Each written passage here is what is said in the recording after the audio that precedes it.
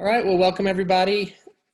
Glad to have you here for our weekly Zoom call. And this week we're going to be talking about emotionally caring for students during this time of pandemic. And we're so excited to have Sandy Gilliland with us. She is a certified counselor, teaches and is involved at the campus University of Louisiana at Alexandria, and her husband is BCM director there. So she kind of knows and understands our work and ministry from a lot of different angles. And so we're really excited that she's joined us today to share some of her expertise as we seek to care well for students. And if you've been to, I know Collegiate Week, she's shared several times and has always I've always gotten great feedback on her content at that event, and others of you, I think, have also used her in your context. And so, Sandy, thanks for joining us today. And we're going to kind of let her just begin by sharing some content, and then we're going to kind of all come back and have some opportunity for Q&A, and would be happy for you all to maybe share whether it's questions or even just some ideas for things that maybe you've done during this time to care well for your students. So as Sandy's sharing, if you have questions maybe that come up about specific things that she's talking about, go ahead and drop those in the chat so that they'll be there and ready when we come to the Q&A time. But I think she's also maybe going to be encouraging some times of discussion throughout. So thanks for joining us, and I'll go ahead and hand it over to Sandy. Thank you for that introduction, Bill. I appreciate it. And I do want to give a shout out to the BCM director who mentored me during my college years, because he's on the call today, and that's Mr. Mark Hill up in Flagstaff, Arizona. And so we'll all wave at Mark. It's so nice to have him here. If you were at Falls Creek this past year, I shared a story about how Mark's response and demonstrating what healthy boundaries look like really began part of my own journey of understanding what healthy relationships look like. And so I'm so appreciative of his influence on my life. And it's such a reminder of the influence that each of you have on their college students that you're working with. Because it's been many years, 20 years, in fact, since I was at the BCM in Flagstaff, Arizona. And so I did want to begin, because I haven't been able to be in the classroom with students, I'm hoping to get a little bit of class participation today. And the first question I wanted to ask was, what are the emotional needs of your students right now? And are they any different than they would be at the end of a typical semester? And so if we could have a couple people share their response to that, that would be great.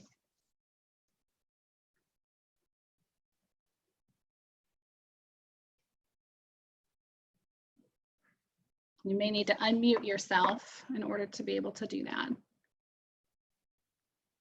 I think one of the easy, obvious ones is that most of our students don't have physical contact with each other. So some of those community needs, if you will, haven't been met. Most of those guys I talk to via Zoom are like, man, Zoom's great, but I'm done with it. Yeah, that zoomed out feeling is real, 100%. Yeah, they're missing that connection. Yep. What else? I think along those same lines, not having closure, especially students that are graduating, that virtual commencement is not the same. So it's like, I was just on a call with wrapping up our semester, and some students feel really like a weight got lifted, that the semester's over, and some of them are like, it doesn't feel like it's gone yet, because I'm still in it. Like nothing's changed. I'm still home. Yeah. And still doing Zoom meetings. They're just for fun instead of for school, but yeah. That's a great answer. And in fact, the two things that you've identified are the first two things on my slides today. So I think we're very much on the same wavelength. That's excellent. See if you guys can guess the other two that I identified as well. I think a lot of students are just grieving various losses, especially like their summer plans being changed, whether it's they were going to go overseas, work at a camp, whatever that may be. And then like another student that I've talked with, like, I think just kind of like, okay, now what do I do? Like, school was keeping me busy, Mm-hmm. and now I don't have school. I don't necessarily, it's hard to get a job right now. And so just kind of going through like another cycle of trying to figure out, what does this look like? So there's some of that. Excellent. I Maybe think for a one lot, Oh, go ahead. I think for a lot of our like guys, at least, it's kind of that same notion, like idle hands of the devil's playground. So they have a ton of free time, and a lot of the guys are struggling with pornography. A lot of guys, when they head home for the summer or for Christmas break, fall into those same old habits that they had because they're just kind of revert back to their high school days. And so even if they'd had freedom for a while, a lot of them will struggle just kind of because they're in their old surroundings. And so it's just different dynamics. Absolutely. Very good. And I'm going to hear some more, hopefully, from you guys a little bit later on. But Megan, why don't you close us out, just because I think you were going to share one thing as well. Yeah, I think a lot of students have moved back home with their parents, and they haven't been living at home with their parents. And I think we've seen just a lot of emotional burdens from having to balance their schoolwork, their responsibilities, whether that's with like, even with us just like continuing to do ministry, and like their families saying, well, now you need to do all these things too because you're here. And I think also for like newer or younger believers, just like not having the community that they did have in school, like they struggled to fall back into sin, or just like wondering where to go and floundering. So. Excellent. These are very much, everything that you guys have said is very much in alignment with what I'm going to point out. And, you know, generally speaking, the emotional needs haven't necessarily changed, but I think the priority of those needs have shifted. I think our students always need connection and community and accountability, but the extent to which those things are magnified right now really are different as a result of their circumstances. The other thing I've been very aware of with our students is that for some students, going home is a wonderful thing and they feel protected and loved and cared for, and others, it is a very emotional thing. And they feel a lot of feelings about that. And so as we're talking about, you know, for one student, their life right now may be binging Netflix and hanging out with mom who's cooking for them. And another one, it may be having to work at a grocery store and are feeling a lot of the tension surrounding being out in public right now. And so, you know, the experiences for our students are very different depending on those. But I did identify 4 needs that I think that we can be aware of. And again, you guys guessed just about every one of them using the same words. So, and that's closure, connection, a challenge, and maybe confrontation. I'm going to talk about exactly what I mean from each of those as we go through it.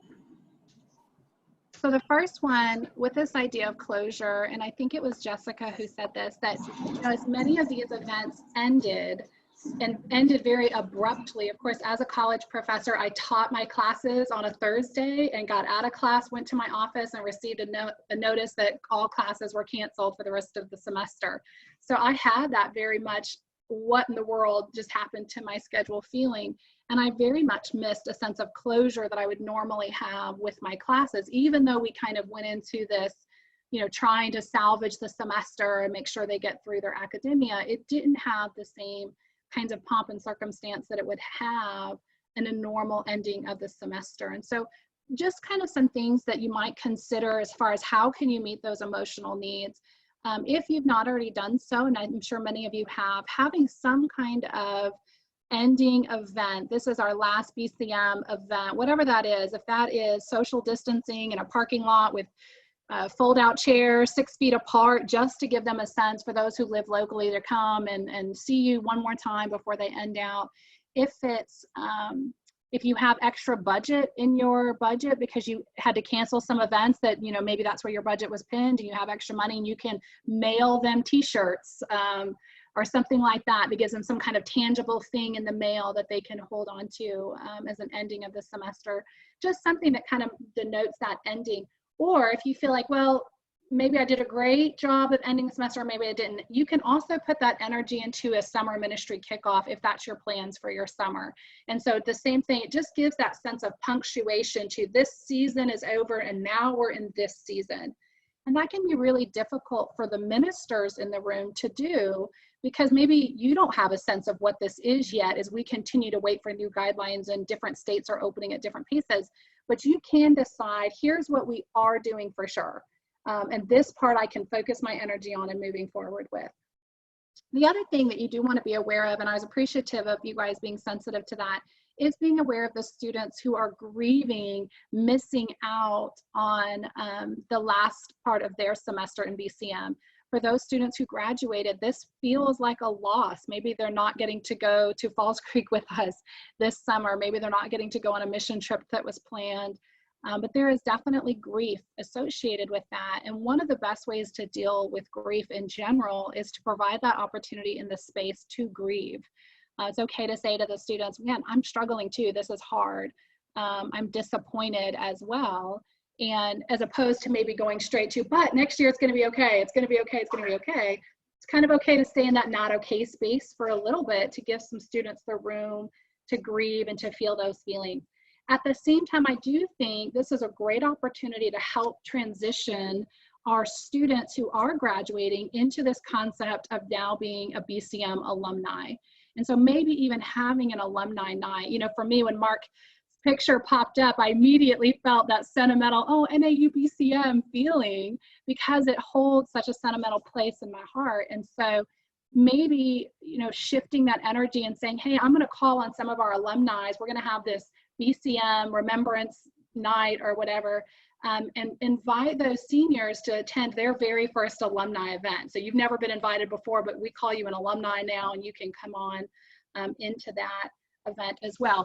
Again, both of those just for the opportunity of helping them mentally shift to say, I'm not kicked out of BCM, never able to go again, but my role at BCM, my involvement in BCM has now shifted to becoming in that alumni role instead of an active participant role.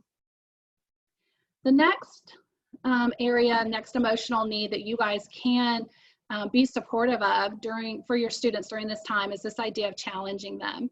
And again, you guys identified this as well, but I think we all have become very aware that vacation is fun for about a week. And then it's exhausting when it's been 3 months. And some students may very much be struggling with that lack of structure, lack of deadlines. So you might consider setting some challenges for your students, some specific, measurable, meaningful goals that they can set up, very much kind of like New Year's resolutions, but with some strong accountability within your ministry. And I gave some simple examples there, whether that's a scripture memorization. You want to make it challenging enough though. So like, you know, memorize the book of Philippians or James, or really, I mean, something that's going to make them have to work at it. Something that would certainly make me have to work at it. Or writing letters to missionaries or local ministry leaders, maybe reading through the New Testament during the course of summer could be a reasonable goal to set. You also want to challenge your students to stay involved in ministry, particularly those students that you were grooming to be student leaders, right? Because many times their role as student leaders was very obvious in the building, but maybe it's less obvious now that we've shifted into kind of this unknown world. And so giving them that responsibility to say, as a student leader during this time, I'd like for you to do this specific task so they continue to grow in those ministry, in their ministry development. Oops. The next one, again, you guys identified, oh, you know, I think we skipped one. That's the problem with these slides. I can only see part of them on the screen because I only have one screen today. So I'm going to go back to number 2, which was connection. You guys were so polite. Nobody even interrupted to tell me. My students in my class would have interrupted me. And again, you guys identified this as well. We know that some students have strong connections with their families. They have meaningful relationships with other ministry groups or their friends from in high school. But on the other side of it, especially those people who maybe became Christians, they may not have that same emotional connection and support whenever they're in their home environment. And so creating opportunities to reach out. I know this is not a generation that necessarily does phone calls, but I'm telling you, that's what makes them that much more effective. right? Although they won't answer the first time, you're going to have to leave a voicemail or text them and say, hey, this is me calling, please pick up your phone. But there is something powerful about, because it's not what they're typically doing, it feels much more intimate to have a phone conversation than it used to. And so I think that there's something about that, as opposed to just a texting relationship, picking up the phone and having that call. And that's, again, a great way to use your student leaders or encourage your student leaders to do that. The other thing with connections is balancing what we're always trying to balance in ministry, which is those large group connections and those small group connections. I think it was Daniel who mentioned students who may be struggling with pornography. That's obviously going to need to be something that's addressed in a smaller accountability type group as opposed to in a larger group setting. But both of those needs, emotional needs, are present. So the last one that I identified is this concept of confrontation. And what I mean by confrontation is not in its negative sense, but that you may need to push out of your comfort zone a little bit to really say to a student, I'm concerned. The behavior that I'm seeing in you is not what I would expect to see. Or I've noticed that you stopped showing up to our accountability groups, or you stopped responding. And maybe that's for good reason. Maybe they got a new job and things are going great, and that's fantastic. But for those students who seemingly have disappeared, they've just not been in touch at all since the campus shut down, you really want to reach out to them individually. And this is where I would say to not rely on student leaders. I think this is where your role as the ministry director, as the person overseeing that, is going to carry the weight that is needed to send the message that is needed, which is, hey, I see you, I recognize you're not here, and I really care, and I am concerned about that. And so I think having a student-to-student relationship there is too easy to blow off. And so I think when Jessica calls, it's like, oh, Miss Jessica's calling me, I'm going to take that much more seriously, right, than if my friend Anna's calling me or whomever. So this is a time that I think that can be a meaningful opportunity. Some of those kind of warning signs, and this is with any mental health issue, but is particularly relevant right now. So if you see a student who is displaying some symptoms like their anxiety or depression is magnified than what you're used to them talking about, they're sleeping more or less than usual, they're eating more or less than usual.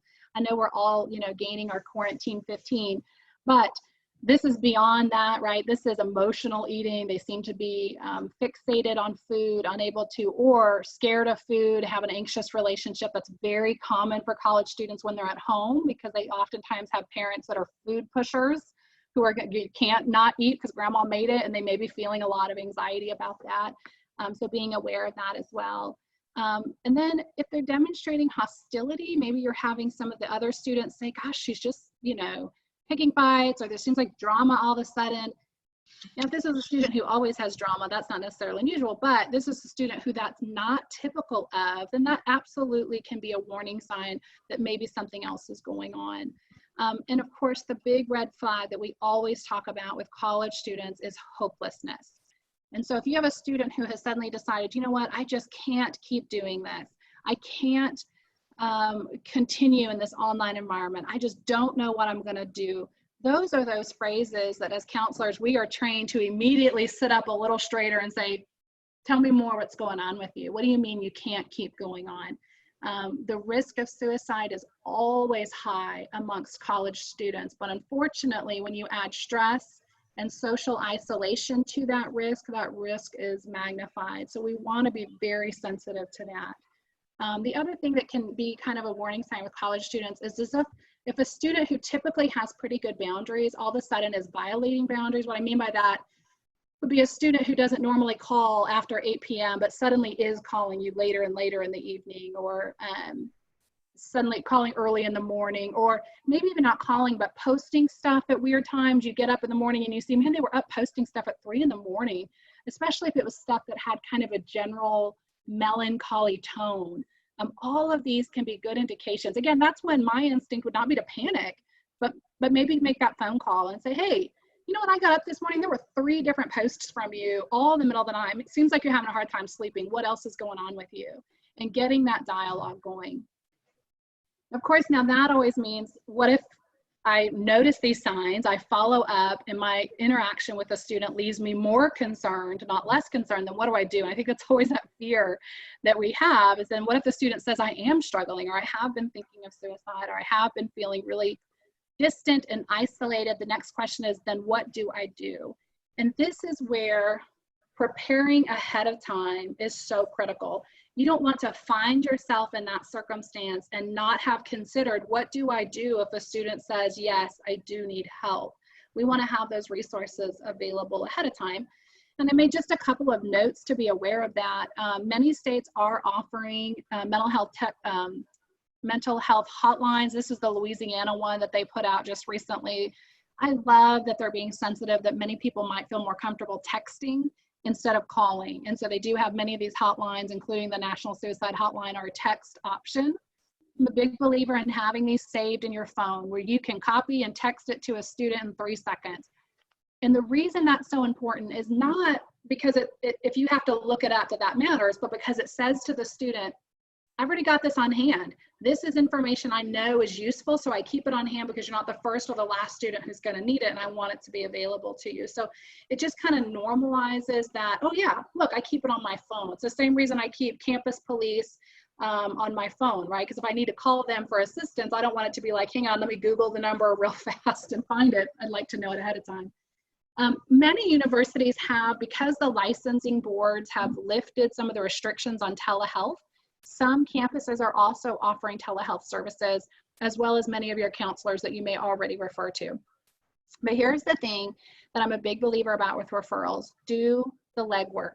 So if you have this phone number that some pastor gave you, that so-and-so is a great counselor, and if you ever need someone, call them, go ahead and call them. In fact, call them this week, call them tomorrow, and just introduce yourself and say, hey, my name is Austin, and I'm a college minister in the area, and I just wanted to make sure that you're taking new clients, and I wanted to ask what insurances you take, what your fees are, so that when I have that opportunity to refer, you can say, yeah, I've spoke to Sandy on the phone. I know that she's currently taking new clients, so if you call her, this is the phone number that you can reach her at. When a student, in particular a student, anybody who's seeking services, but in particular a student who's maybe anxious to kind of reach out and say, I need help, when they take that first baby step and they make a phone call and the person says, oh, I'm sorry, I'm not taking new clients, or the phone call says, oh, the phone number is disconnected, or they say, oh no, I don't take your insurance, or I don't work with college students, or whatever the barrier is, that student may not take another step forward in seeking help. So we can't always prevent that. We absolutely can't, but we do want to do the legwork ahead of time. And as a counselor, I get those phone calls all the time. Hey, I'm new to the area. I'm a pastor. I'm told I can refer people to you. I just want to know a little bit about what you do. Absolutely. If I have time, I usually try to meet them for lunch, back when we could see humans in person. But now it's more of a phone call. But again, so please don't hesitate to do that. I'm very comfortable when people call me to do that. In fact, I really appreciate it, because then sometimes people call and say, hey, so-and-so referred me, and I know who they're talking about as well, even though I can't, share any confidential information, but at least I know who they're talking about. Okay, I do have one more little thing that I want to share, but I want to stop here and have an opportunity to hear from you guys. Of those 4 things that I identified, the closure, connection, challenge, or possible confrontation, which one do you think? I have 2 questions about this. My first is, which of this is the most relevant to your students with where they're at right now?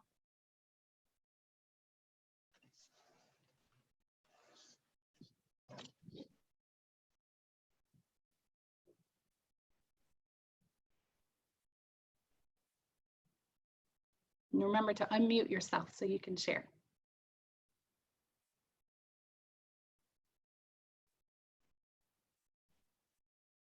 Sandy, this is Josh Malden, Fayetteville, Arkansas, and I still think the connection is the one that I'm hearing most from my students. We just miss being together. The connection part has been most relevant here. Yeah, and how are you helping to bridge connections with your students? Maybe you can give us some ideas.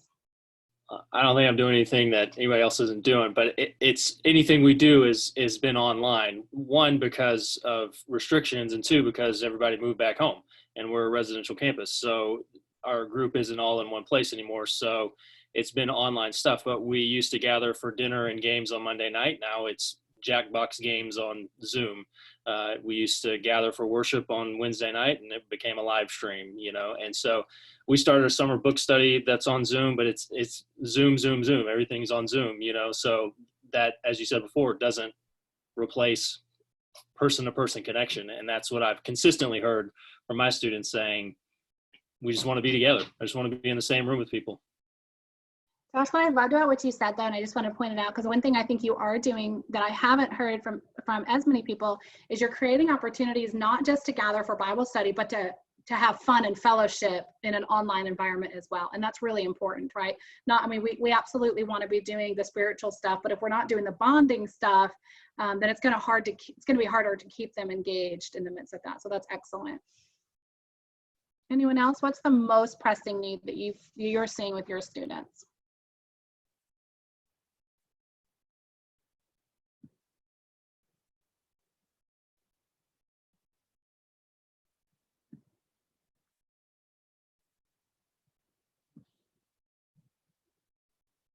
All right, and let me ask you my next question with that. What is the one that you're the least comfortable with trying to help and provide for your students? Which of those needs that your students may have are you the least kind of maybe uncomfortable with right now in trying to meet? Hi, this is Jennifer Story in Durango, Colorado. I wanted to say, I realized I was on mute myself, but I was going to say what's been really tough for us is the social isolation. And then for me, what's the hardest for us, I guess, is confronting people, because like on campus, we could run into people and we could tell, oh, they're off, there's something going on. But now it's just like what they put on Facebook, which, you know, I don't know, and what they may or may not say in a text. You know, it's just hard. Like, I feel like I pick up the social cues much better. So I just don't know how to help them with their social isolation. And then to confront them, it's kind of like we're already down, like I don't need the kick kind of feeling. Yeah, and that word confrontation definitely is coupled with encouragement, right? We want to say we're identifying it, but here, let me help you get back to where. But yeah, and I agree completely. It is very much harder to read a student, even a student you know really well, in this digital environment compared to that interaction, right? We really do rely on those nonverbal cues, and just you know, having that presence, that ministry of presence is a really palpable thing, and we're missing out on that right now. Anyone else?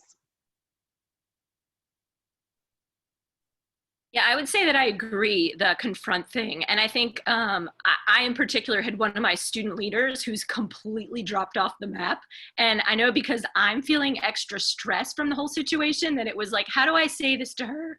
Because what I want to say to her is not 100% appropriate, right? Like, because I'm feeling extra stressed out. And she didn't really have like a good reason. The things that were stressing her out were actually, I would say, less than some of my other students. Like, she was stressed because her mom was going to work every day, but one of my students' moms works at Johns Hopkins Hospital. That's way more stressful to walk into a hospital and work with COVID patients every day, right? One of my student leaders, her mom has terminal breast cancer. So when they're showing up and they're teaching Bible study, and I have a student that's like, oh, my brother's a little bit, he's been on his phone too much today, I have to deal with him, so I can't come to any BCM function at all. And she's a leader, there's expectation there. So yeah, knowing how to sort of like balance, are her excuses like good enough? And when I'm not physically with her, it's harder to have those conversations for sure. So yeah, absolutely. And it's hard because people do deal with stress so differently. And so the tolerance that one person has for, even if everything else was perfect, just, you know, I had a student who immediately upon learning that classes were moved to online, he's my advisee, immediately told me he was going to drop all of his classes. I can't possibly do this in an online environment. And they've given us 2 weeks to prep our classes. And I kept saying, let's wait till classes come back up and see what they look like before you make this decision. And I'm telling you, I had 30 emails within probably 10 hours. And the last one was like, I just can't do it. I'm like, okay, that's fine. His distress tolerance was very low. So it's hard to know for individual students, you know, that some of them just don't manage stress the same way. And I think that's one of the things we see about this generation in general, is that they tend to be an anxious generation anyway. So now you add a pandemic and you add changes in schedules and disappointments and, you know, all of these things, and they're pretty frazzled pretty easily in the midst of that. So yeah, being able to identify, and again, I think that's a scenario where I would want to pick up the phone and say, hey, let's talk, me and you, and say, and it's okay to say, I've been surprised that this has been the response, or even to say, I was disappointed that you were unable to finish this, you know, leadership position that you've been placed in. You know, you were unable to fulfill those obligations. I was disappointed in that. Again, not in a guilt trippy kind of way, but in a, it's okay for you to have your feelings and very appropriately say, I was counting on you and I'm disappointed that you weren't able to do that. And then of course, in the same conversation, how do we prepare for the fall? Because I want to see your growth in this area, in this leadership area. So how do we then move that into immediately? Confrontation is always coupled with encouragement and direction. So I think that they both are just that edging our students towards growth mentality. Anyone else?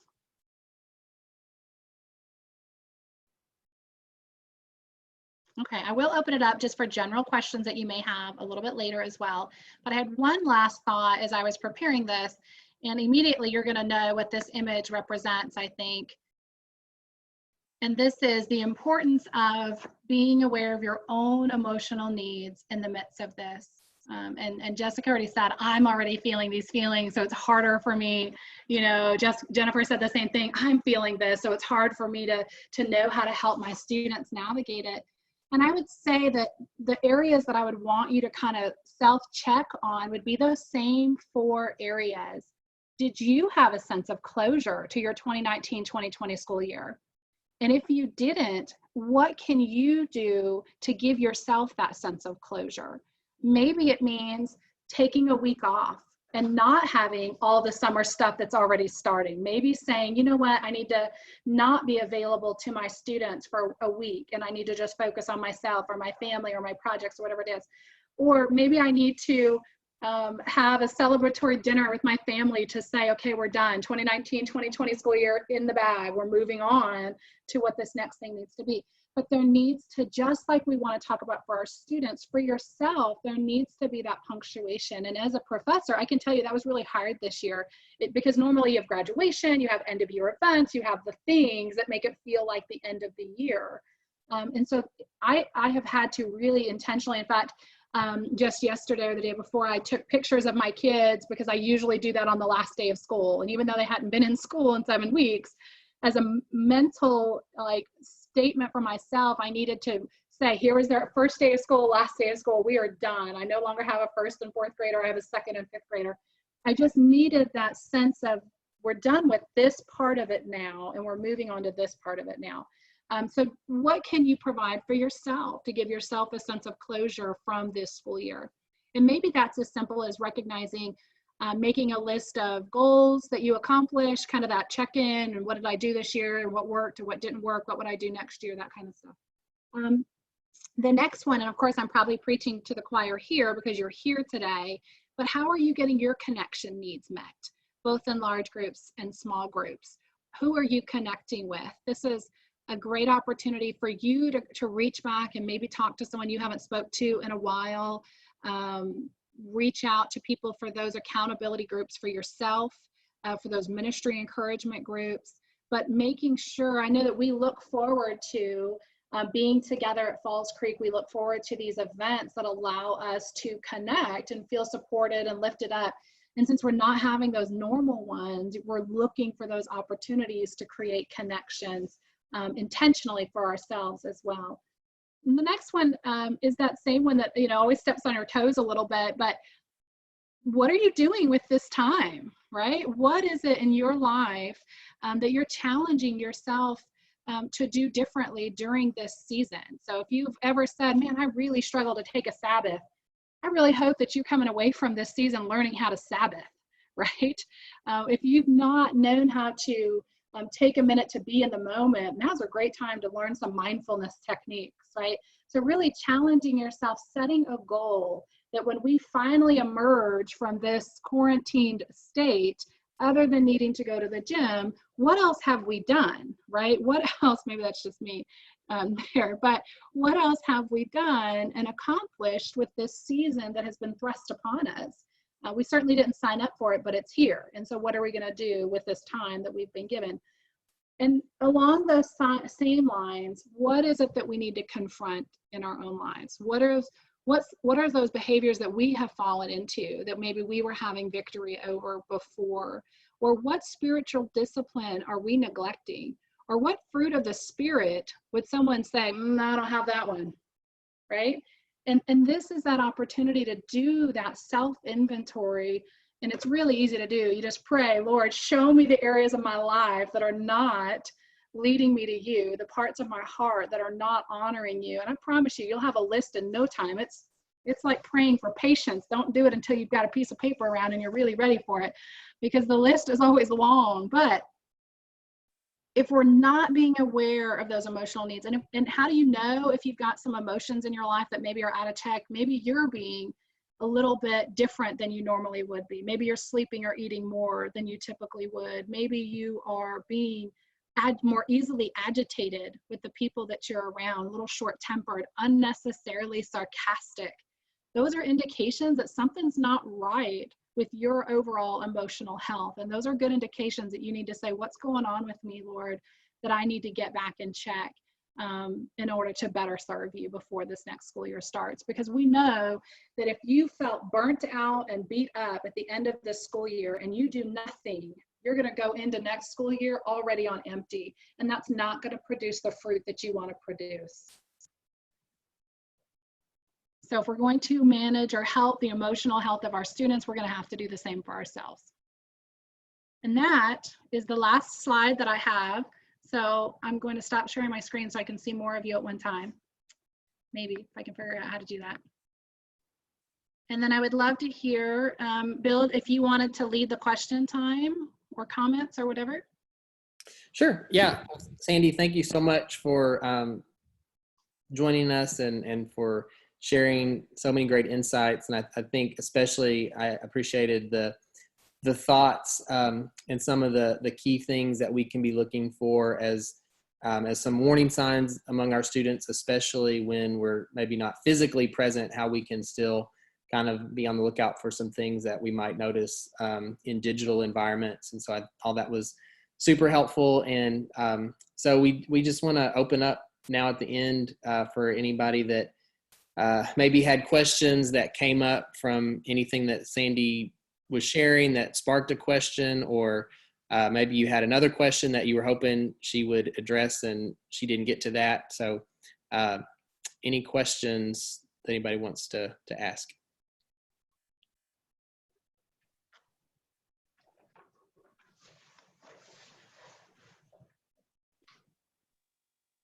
Hi, it's me again. I have a lot of questions, but I was wondering if you have any kind of plan, just idea what you want to do to help reestablish some of this connection and The advantage of, I mean, if you're talking about like getting into fall, I will say one of the things that we are going to have, actually all of you will have a tremendous advantage in, is that you're going to have now a shared trauma with your students. And shared trauma is probably not the language you use in ministry world. That's maybe more counseling world, but we've all been through something together. And as a result of that, that immediately bonds you with this group of students. So when they come back in fall, whether this is a brand new baby freshman who's never been in your building before, or a student who was there last year who's now able to return, we are all going to be able to appreciate jokes about toilet paper shortages and wearing masks in public and social distancing. It's going to create this bond that you are immediately going to be able to walk up to literally any student on your campus and be, hey, tell me about your quarantine experience. Boom. What was that like for you? So you talk about an easy open door. Whenever I went through Katrina, I was in New Orleans during Hurricane Katrina.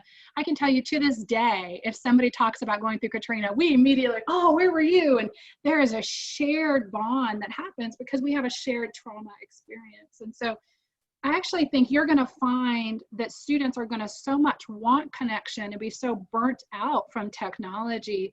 We may see the closest, most bonded group of freshmen we have ever seen. I really do believe the Lord's going to do a beautiful thing in the hearts of our students, because when you say, hey, y'all want to come over for dinner?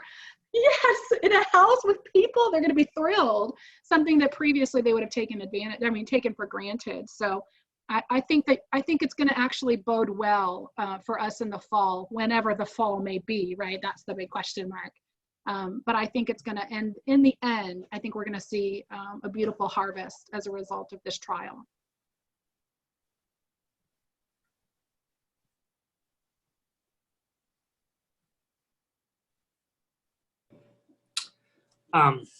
Would you happen to recommend any books for people that are going through a lot of emotional things related to all kind of subjects? But I think the pandemic has kind of brought it on.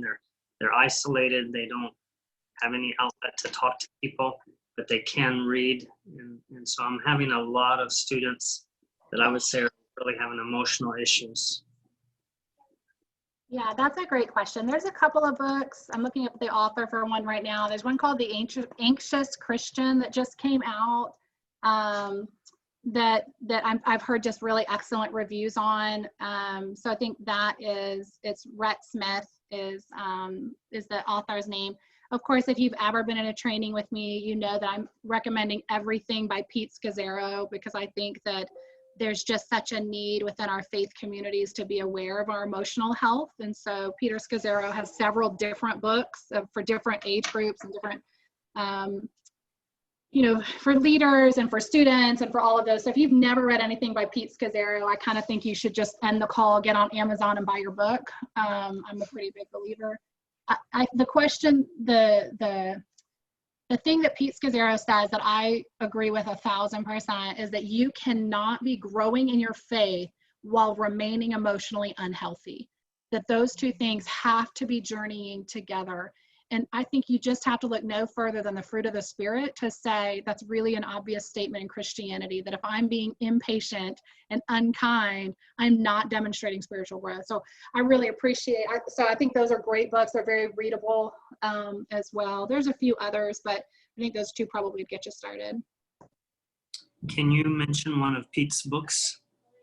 So he has The Emotionally Healthy Church, which I think was Emotionally Healthy Spirituality was the first one. And like many authors, they write the first one and then they write, 80 different versions of it. And the first one's always the best. I tend to think the first one's the best. But the exception to that is The Emotionally Healthy Leader is very good as well. And so I think that, and the more recent rendition of that is Emotionally Healthy Relationships. In fact, he has one that's like a daily devotion that I buy my church staff that I work at books all the time. That's what I bought for them this year. They have many Scazzero books for me, though. It's kind of a problem.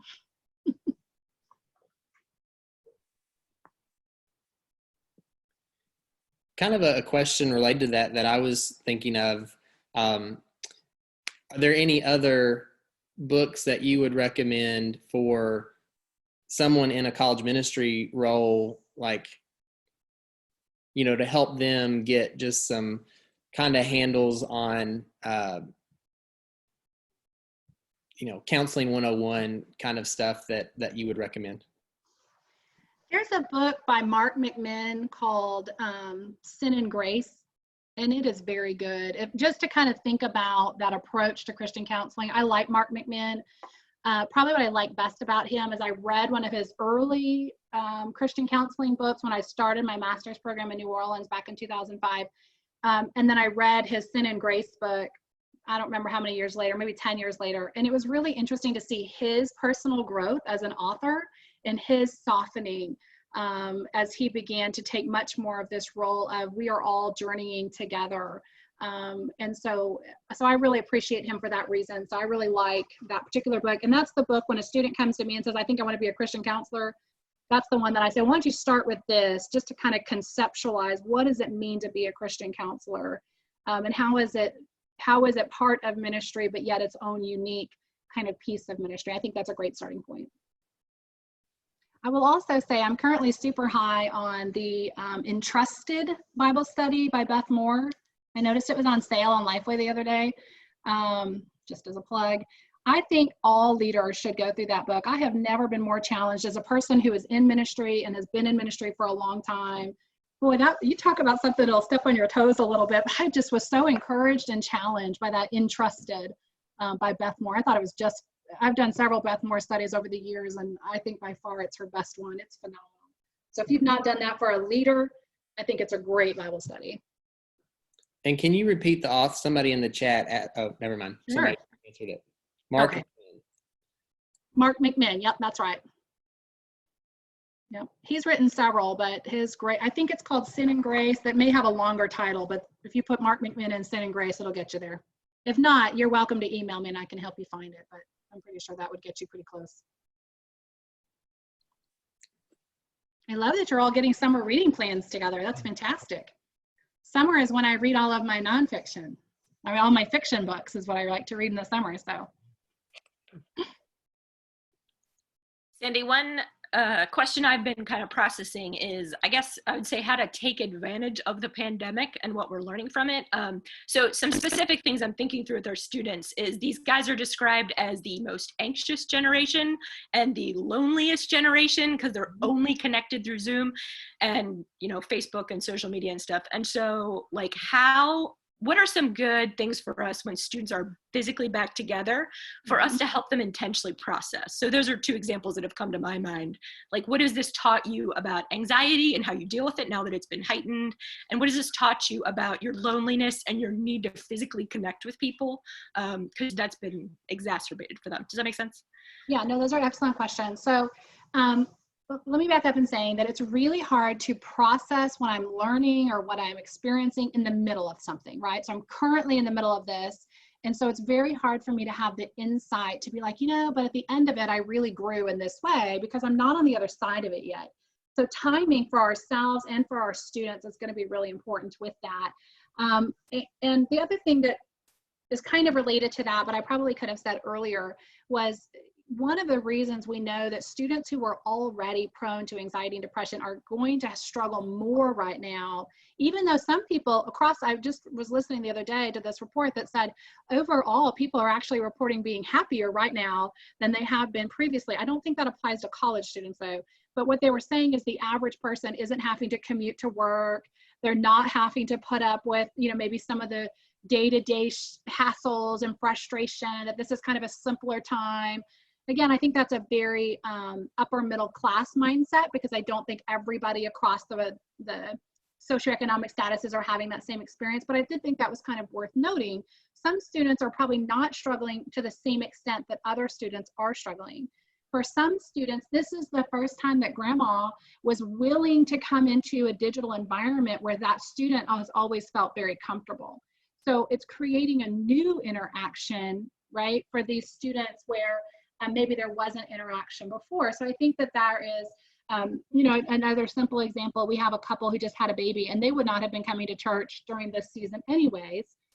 So us having Sunday school over Zoom, she's like, this is so great because I haven't had to miss. So again, I think that we're gonna see such a different experience, but the word that you said, Jessica, that was so critical was intentional. How can I intentionally help my students process what we have been through together? And as long as we're intentionally creating time and space for our students to process that together, that's really the only thing that matters. How they do that or how you do it is less important than the fact that you're intentional about doing that. Some of that processing will happen now as far as grieving what could have been, what should have been, what was going to happen can happen now.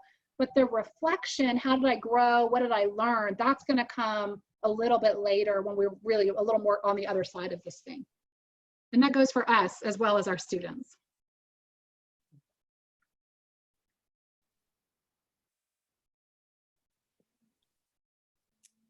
If you all didn't see, if your chat doesn't kind of have some kind of indication when a new post is made, you might want to check it. There's been some other helpful books shared in there you might want to take a look at.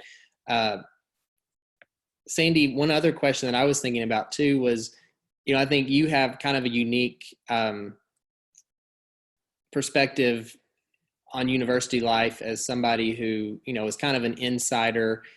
And so I wonder if you would have any suggestions or thoughts for us, like beyond just ministering to students, are there any things you might encourage us to think about, ways that we could minister to other people within the university community right now, whether it's professors, faculty, staff? That's such a great question, Bill. And many of our universities this week have had the opportunity to start reopening their campuses for their, mostly for staff. I don't think many faculty are going back to campuses right now, but many staff are. So you may have an opportunity to minister to them in very tangible ways. They're of course very stressed. Many universities are anticipating taking a pretty significant enrollment hit. So there is a lot of anxieties and stress amongst them. So this is a wonderful time to reach out to those staff and say, hey, I know you guys are back on campus. Can I bring you guys lunch?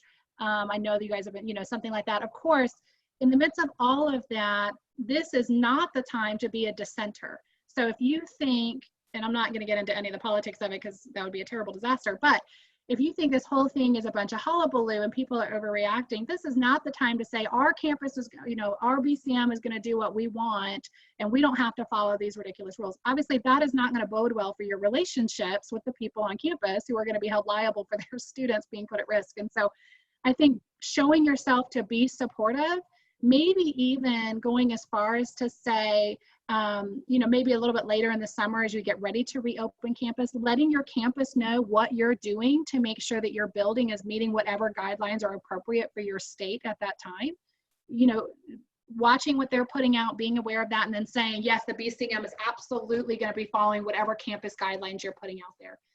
This isn't the time to kind of create animosity between you and those campus leaders, because anyone who's been in BCM for more than 4 years knows students leave, right? But it's those relationships with the people on campuses that's going to help you build a sustainable ministry. And so you're wanting to be able to be intentional about how can I minister to them, how can I pray for you, and how can I support this very difficult time, this very difficult season that they're being in.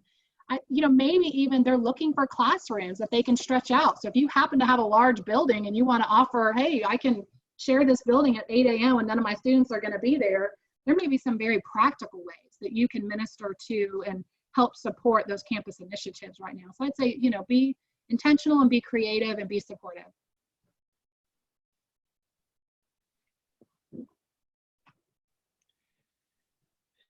We've got just a few minutes left. Any other final questions or any final comments that anybody would want to share? Maybe something that you're doing over the summer or on your own campus related to any of this?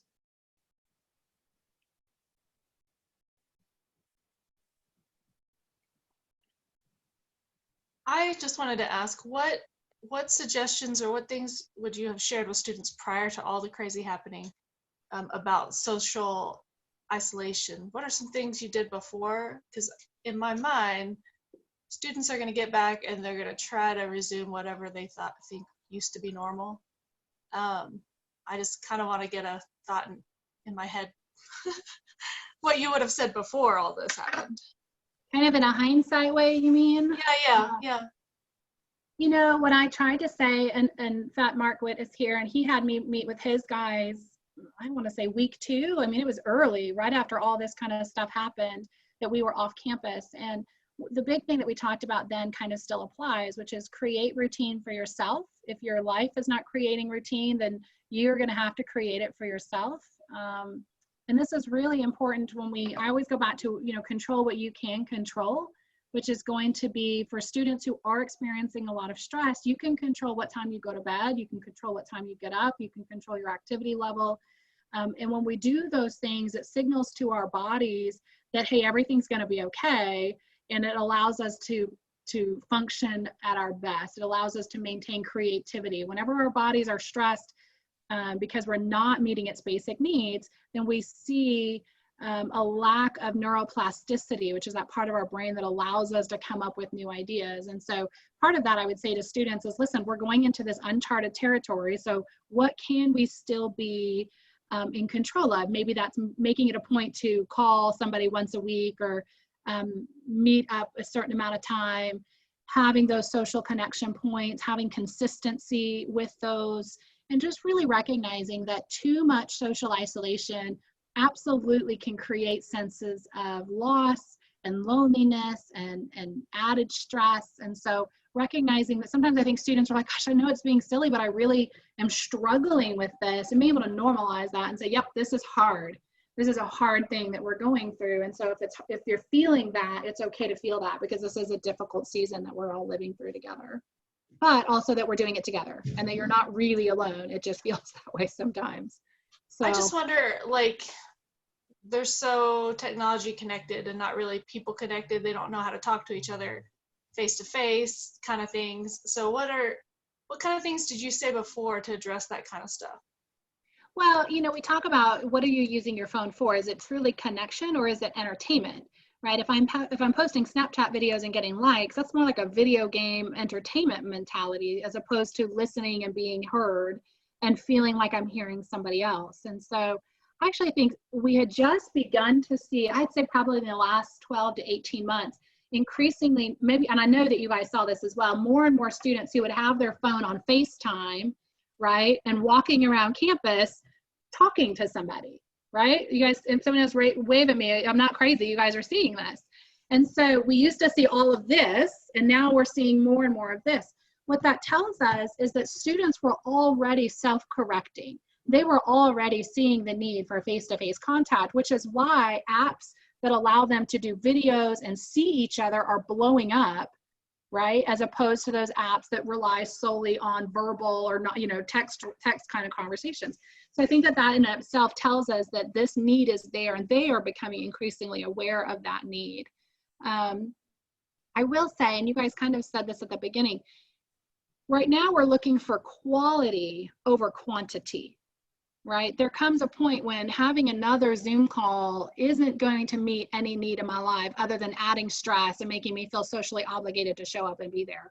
So we really do want to be honest with our students. What is it? How can I best serve you? What do you need? And they may say, I don't need another Zoom call, but if you could call me, once a week and encourage me, or send me a text once a week, that would be very meaningful to me. So, kind of trying to find some balance with that and helping students identify what is it that you need, and are you getting what you need from the type of interaction that you're putting out there, or do you maybe need to try a different type of interaction? Well, Sandy, again, thank you so much. We want to honor your time and everyone else's. If you've got the reaction button down at the bottom, go ahead and give the applause button for Sandy and thank her for being with us.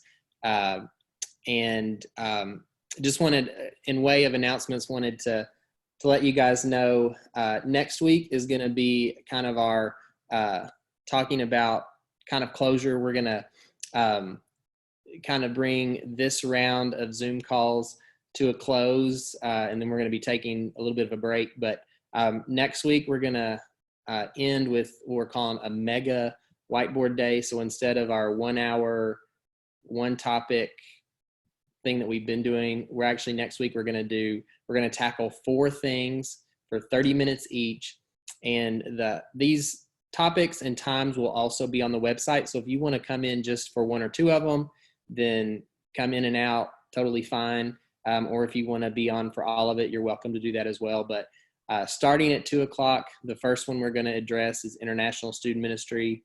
So there's a lot of unique needs related to ministering to international students right now. And so we're going to be diving into that topic at 2. And then at 2:30, we're going to spend some time talking specifically about overseeing staff. So if you are, maybe wanting to revamp how you utilize interns, or you're thinking about bringing on an associate, or we'd just like to kind of brainstorm around the idea of how to lead staff that you may work with. That's going to be 2:30. And then at 3 o'clock, and this is Central Time, so 4 o'clock Eastern, but we're going to talk some about the idea, folks, I don't know that anybody knows for sure what's going to happen in the fall, but the idea of maybe only being able to gather 50 people at a time is an idea that's out there. So if the restriction of only 50 comes out, then what are some ideas, what are some ways that we can tackle ministry around some of those regulations.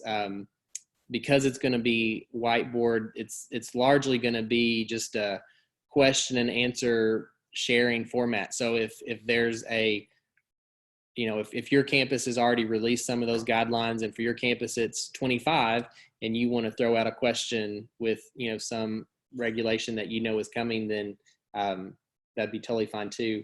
And then the last 30 minutes, we're going to focus on church-based college ministry. So that will be those 4 focuses. Again, I'll put them on the website and we'll push them out on social media, but that's going to be next week, and would love for you guys to join us. But again, thanks for being with us this week, and thank you especially, Sandy, for spending this time and sharing from just your years of ministry insight and experience. And hopefully we'll see you guys next week. Have a great Memorial Day weekend. Bye. Thank you. Thank you, Sandy. Very good.